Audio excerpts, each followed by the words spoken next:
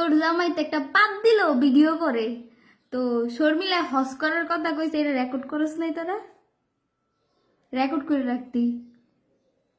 এরা যে কইছে আমি অনেক খারাপ কাজ করছি, এটা রেকর্ড করলো না তোর জামাই? বাতান্নির ঘরে বাতান্নি। হ্যাঁ, শর্মিলা যে খারাপ কাজ করছে, 7 মাস যদি ফ্যান আউড়ে এলাইছে তোর জামাই মুখ দিয়া, ফ্যান আউড়ে এলাইছে। একটা প্রমাণ তো তোরা কেউ দিতালি না। অথচ দেখ তুই এত হাজির ঘরে পাজি, তোর প্রমাণ দেখ সোশ্যাল মিডিয়ায় বাইরা বাইরি খায়। ঠিক আছে, আমার কিছুই কম লাগবে না, আল্লাহর বিচার আছে। ঠিক আছে, আমি 7 মাস ধৈর্য ধরছি, তারপর আমি আরো 2 বছর ধৈর্য ধরবো।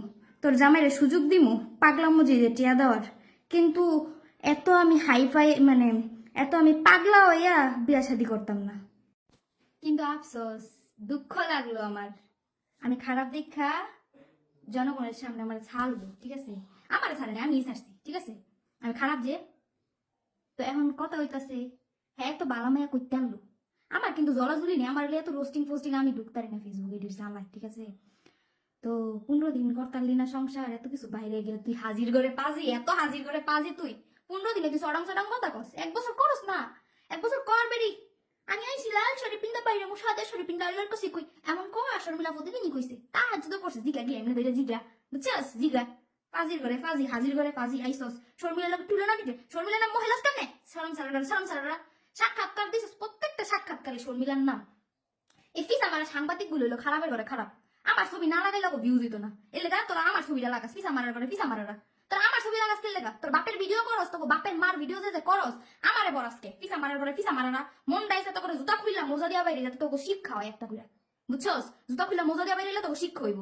ফিসা মারারা তোকে বাপ মার যে ভিডিও করতে গেছিস, তোরা আমারে বরাসকে লেগা। আমি কি করছি তোকে লেগা? আমি আমারে বরাসকে ক, আমার কি দোষ ক?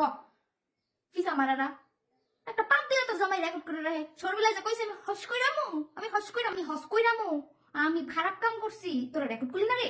এত বড় সুবর্ণ সুযোগ তোরা কেমন নাচ্ছাড়া করলি? আল্লাহ।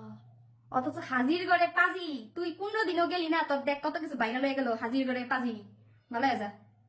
ওই যে ফাইজা আপা একটা কথা কইছে, যা কইছ করছ জীবনে উপরে গেলে দিবনে, অপেক্ষায় তাকো তাকো তোমরা। আমি অনেক রোস্টার হয়ে যাবো, দিন দিন রোস্টার মতো আচরণ করতেছি। তারপরে মদ খাইলে নাকি মোটা হয়। এই খোঁজ লাগা, গিয়া ডিএনএ টেস্ট কর। খারা গিয়া ডিএনএ টেস্ট কর। ওই সিক নিয়ে কেমন এমন ওইসে খোঁজ লাগা, ডিএনএ টেস্ট কর। ডিএনএ টেস্ট করলে বাইরে যাবো তোমার হাজির করে পাজি কি খায় মোটা হয়েছে। আমি কিন্তু অর্গানিক প্রাকৃতিক উপায়ে মোটা হয়েছি।